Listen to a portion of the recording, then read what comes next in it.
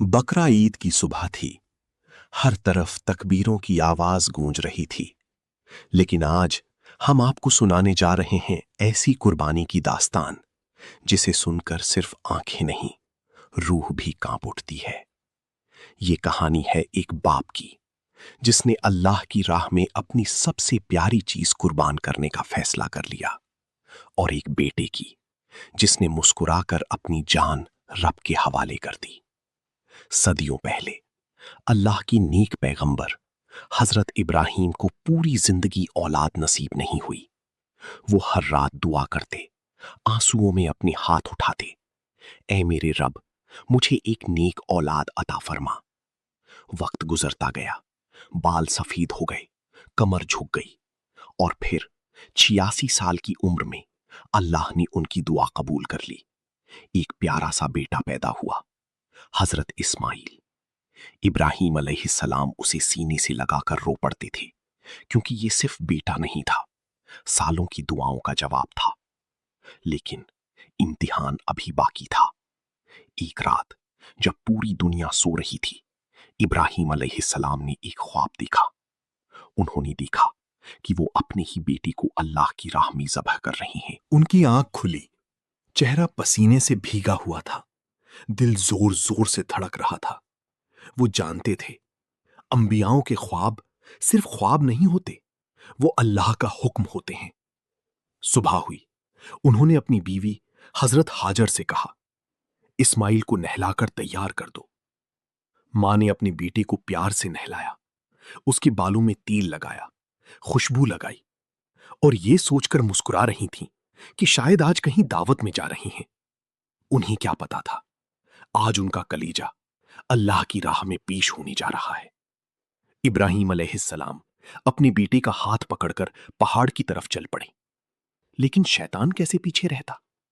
वो एक बूढ़े आदमी की शक्ल में आया और बोला, इब्राहिम, क्या तुम अपने ही बेटे को मार दोगे जिसे तुमने बुढ़ापे में पाया? इब्राहिम अलैहिस्सलाम समझ गए, ये शैतान है जो उन्हें अल्लाह के हुक्म से रोकना चाहता है। उन्होंने पत्थर उठाई और शैतान को मारकर भगा दिया। फिर शैतान इस्माइल अलैहिस्सलाम के पास गया। बेटा, तुम्हारे पिता तुम्हें मारने ले जा रहे हैं। 13 साल की इस्माइल अलैहिस्सलाम ने जवाब दिया, अगर ये मेरे रब का हुक्म है तो मुझे अपनी जान भी कुर्बान करने में खुशी है। शैतान हार गया। वो भागता हुआ हाजरा अलैहिस्सलाम के पास पहुंचा। तुम्हारा बेटा कुर्बान होने जा रहा है।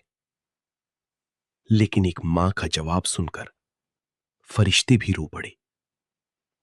उन्होंने कहा, अगर ये अल्लाह का हुक्म है तो मुझे कोई गम नहीं। यही वजह है कि आज भी हज में शैतान को पत्थर मारने की याद में रमी अल जमारत किया जाता है। आखिर वो लम्हा आ गया। सन्नाटा था, हवा भी जैसे रुक गई थी। इब्राहिम अलैहिस्सलाम ने कांपती आवाज में कहा, बेटा, अल्लाह ने मुझे तुम्हारी कुर्बानी का हुक्म दिया है।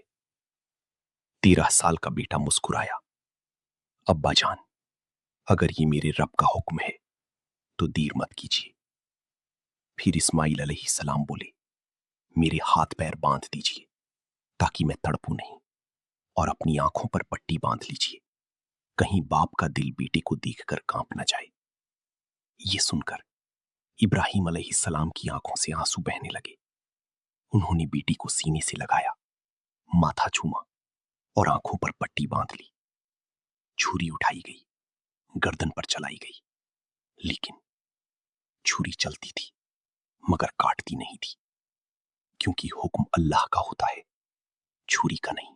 फिर इस्माइल अलैहिस्सलाम की आवाज आई, अब्बा जान, शायद रब को पसंद नहीं कि आपकी आंखों पर पट्टी हो।